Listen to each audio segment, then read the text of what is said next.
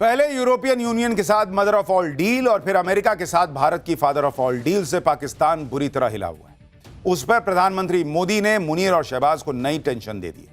दरअसल भारत के एनएसए अजीत डोभाल अचानक 5 दिन के सऊदी अरब के दौरे पर पहुंचे, जहां उन्होंने सऊदी अरब के एनएसए मुसैद बिन मोहम्मद अल एबान से मुलाकात की। जैसे कुछ लोग अजीत डोभाल को जेम्स बॉन्ड कहते हैं, उसी तरह सऊदी अरब के एनएसए एबान को भी कई लोग खूंखार खिलाड़ी कहते हैं।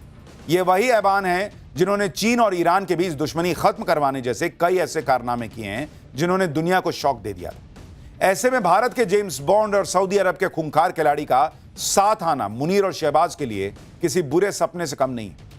मुनीर और शहबाज की नींद उड़ी हुई होगी, क्योंकि ऑपरेशन सिंदूर में भारत के हाथों बुरी तरह पिटने के बाद पिछले साल सितंबर में पाकिस्तान ने सऊदी अरब के साथ म्यूचुअल डिफेंस एग्रीमेंट किया था, और इस एग्रीमेंट के बाद भारत को कोई बड़ा अधिकारी पहली बार सऊदी अरब के दौरे पर गया है। सूत्रों के मुताबिक अजीत डोभाल के इस दौरे में सऊदी अरब पाकिस्तान के साथ हुए डिफेंस एग्रीमेंट पर भारत को ब्रीफ कर सकता है। मुनीर और शहबाज इसलिए भी टेंशन में होंगे क्योंकि हाल ही में सऊदी अरब ने भारत के साथ सिक्योरिटी और स्ट्रैटेजिक पार्टनरशिप मजबूत करने पर इंटरेस्ट भी दिखाया। इसके साथ ही सऊदी अरब ने पहलगाम आतंकी हमले की निंदा करके एक तरह से पाकिस्तान के आतंकवादी चेहरे पर तमाचा मारा है। पाकिस्तान की पब्लिक भी अजीत डोभाल के सऊदी अरब के दौरे को पाकिस्तान का बड़ा डिप्लोमेटिक लॉस बता रही है और कह रही है कि अब भारत सऊदी अरब में भी पाकिस्तान को निपटा देगा, क्योंकि यूएई तो पहले ही हमारे साथ है। अजीत डोभाल के सऊदी अरब दौरे से पाकिस्तान इसलिए भी डरा और सहमा होगा क्योंकि यह दौरा ऐसे वक्त में हो रहा है जब अचानक दुनिया भर में गजब ही चीजें हो रही। पीएम मोदी के बाद ट्रंप ने चीन के राष्ट्रपति जिनपिंग से बात कर ली। उधर जिनपिंग ने रूस के राष्ट्रपति पुतिन को वीडियो कॉल किया, और इन सारी मुलाकातों और चर्चाओं में पाकिस्तान पूरी तरह सीन से गायब है। जो मुनीर कभी अमेरिका तो कभी चीन तक दौड़ लगा रहा था, थक नहीं रहा था, उससे अब ट्रंप और जिनपिंग दोनों कन्नी काटते दिख रहे हैं। मुनीर और शहबाज की टेंशन सिर्फ अजीत डोभाल का सऊदी अरब दौरा नहीं है। मुनीर और शहबाज को ट्रंप ऐसे झटके पे झटके दे रहे हैं जिससे दोनों भयंकर सदमे में होंगे। ट्रंप दूसरी बार अमेरिका के राष्ट्रपति जब से बने हैं तब से मुनीर हो या शहबाज, दोनों ट्रंप को मक्खन लगाने के चक्कर में सारी हदें पार कर चुके हैं। मुनीर की चापलूसी देखकर पूरे पाकिस्तान तक में चर्चा है कि मुनीर ने ट्रंप की बूट पॉलिश तक में कोई कसर नहीं छोड़ी, लेकिन ट्रंप ने ट्रेड डील पीएम मोदी के साथ कर ली।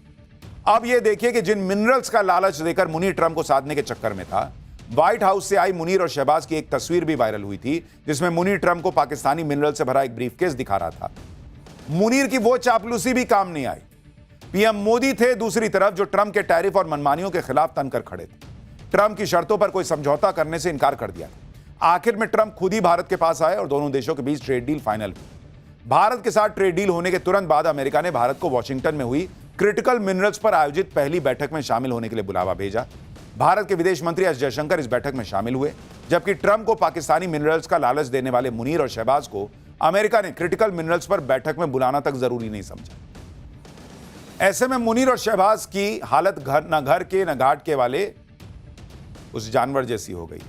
एक तरफ ट्रंप ने गेट आउट कर दिया, दूसरी तरफ सऊदी अरब भाव नहीं दे रहा। ऊपर से पाकिस्तान की पब्लिक भी देश की बेइज्जती कराने के लिए भर भर कर कोस रही है। यानी पाकिस्तान के लोग ही कह रहे हैं कि भाई क्या मिला तुमको, इतने तलवे चाटे ट्रंप के, इज्जत भी नहीं मिली। तो खैर वो तो थी ही नहीं, पैसा भी पता नहीं मिलेगा कि नहीं मिलेगा, और भारत ने सब कमा लिया। तो ये हालत हो रखी है पाकिस्तान की। प्रधानमंत्री नरेंद्र मोदी ने पिछले दिनों से जो भी चल रहा था, जो भी हंगामा चल रहा था, हर एक चीज का जवाब दिया। वो आज गुस्से में भी लग रहे थे क्योंकि 3-4 दिन से वो देख रहे थे कि राहुल गांधी एंड कंपनी कैसी हरकतें कर रहे हैं। संसद के अंदर कैसे बवाल मचा जा रहा, किताबें लहराई जा रही हैं, चेयर पर पेपर फेंके जा रहे हैं। राहुल गांधी पीएम मोदी को उल्टा सीधा बोल रहे हैं। कांग्रेस सोशल मीडिया पर पोस्टर डालकर पीएम मोदी को कायर डरपोक कह रही, और उसके बावजूद ये लोग कहते हैं कि इस देश में लोकतंत्र नहीं है। अरे अब और क्या बोलिएगा भाई। मां की गाली एक रैली में पढ़ ही चुकी, मोदी तेरी कब्र खुदेगी के नारे लगा ही दिए, जो मन में आता है बोल ही देते हैं, संसद में बोलने नहीं दिए, पीएम की सीट के पास घेर कर खड़े हो गए। अब और क्या रह गया है भाई, बस हाथापाई तो रह गई है, और क्या बच गया है इस देश में संसद के अंदर होना। सुनिए पिछले 3-4 दिन से राहुल गांधी पीएम मोदी को क्या क्या नहीं कहें। I don't think PM will have the guts to come to the Lok Sabha today. Because if he comes, I'm going to give him this book. So if PM comes, I will go physically and hand him this book. डर एक line का है, सिर्फ एक line का डर है। एक लाइन है उसमें जो जिससे प्रधानमंत्री राजनाथ सिंह जी पूरी सरकार डरी हुई है, वो लाइन में अंदर बोलूंगा, कोई नहीं रोकेगा मुझे। अरे आपको कौन रोक लेगा बॉस, कोई नहीं रोक सकता आपको। 2 दिन से राहुल गांधी पीएम मोदी के खिलाफ माहौल बना रहे थे, किताब लहराकर सियासी टशन दिखा रहे थे, लेकिन आज पीएम मोदी ने भी गांधी परिवार के इतिहास की किताब संसद में खोलकर तगड़ा जवाब दिया। पीएम मोदी ने संसद में इंदिरा गांधी का एक भाषण पढ़ दिया, जिसमें वो बता रही थी कि कैसे उनके पिता नेहरू जी देश के लोगों को ही देश की समस्या मानते थे, और यही सोच इंदिरा गांधी में भी थी। तो किताब के जवाब में पीएम मोदी ने नेहरू इंदिरा का जिक्र कर पूरे कांग्रेस की कैसे क्लास लगा दी, क्या इतिहास बता दिया। सुनिए आपका सिर शर्म से झुक जाएगा कि इस देश के प्रधानमंत्री रहने वाले नेहरू जी और इंदिरा जी इस देश की पब्लिक को प्रॉब्लम मानते थे। और मैं जो इंदिरा जी ने कहा था उसको कोट कर रहा हूं। जब किसी ने मेरे पिताजी से पूछा, यानी नेहरू जी से पूछा कि उनके सामने कितनी समस्याएं हैं, तो उन्होंने उत्तर दिया था 35 करोड़। उस समय हमारे देश की जनसंख्या थी 35 करोड़। 35 करोड़ देशवासी नेहरू जी को समस्या लगते थे। ऐसा कोई मुखिया हो सकता है क्या जी? और इस बात का उदाहरण देते हुए इंदिरा जी ने आगे कहा कि आज देश की जनसंख्या 57 करोड़ है, इसलिए मेरी समस्याओं की संख्या भी उतनी ही बड़ी है।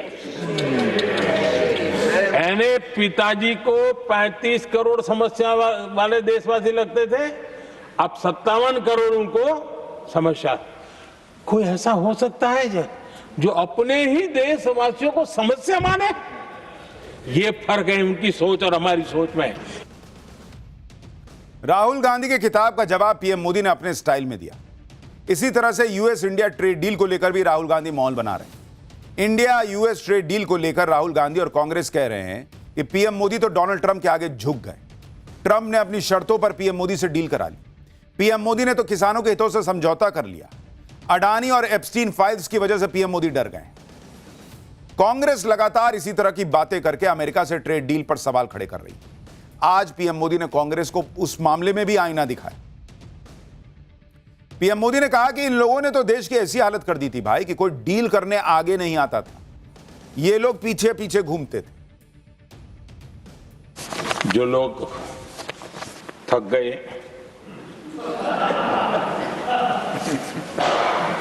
बेचारे चले गए, लेकिन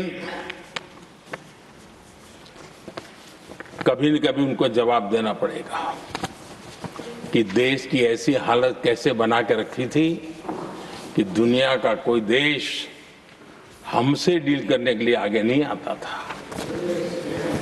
आपने कोशिश की होगी, पीछे पीछे पीछे बहुत चक्कर लगाए होंगे, लेकिन किसी ने आपकी तरफ देखा भी नहीं होगा। क्या स्थिति ऐसे पैदा है? दुनिया के देश ऐसे ही भारत के साथ डील नहीं कर रहे हैं। अनेक देशों के साथ आज Bharat future ready trade deals कर रहा है। पिछले कुछ ही समय में दुनिया के महत्वपूर्ण 9 बड़े देशों के साथ 9 बड़े हमारे ट्रेड डील हुए हैं, और उसमें मदर ऑफ ऑल डील एक साथ 27 देशों के साथ, यूरोपियन यूनियन के साथ। यानी नरेंद्र मोदी ने बताया कि वर्ल्ड ऑर्डर बदल रहा है। अब दुनिया भारत के पीछे भाग रही है कि मेरे से डील कर लो, मेरे से डील कर लो। इधर पीएम मोदी ने राहुल गांधी और कांग्रेस को जमकर सुनाया। उधर पीएम मोदी के भाषण पर राहुल गांधी ने कहा कि बस सवालों से इतनी घबराहट, मोदी जी सच्चाई से ऐसा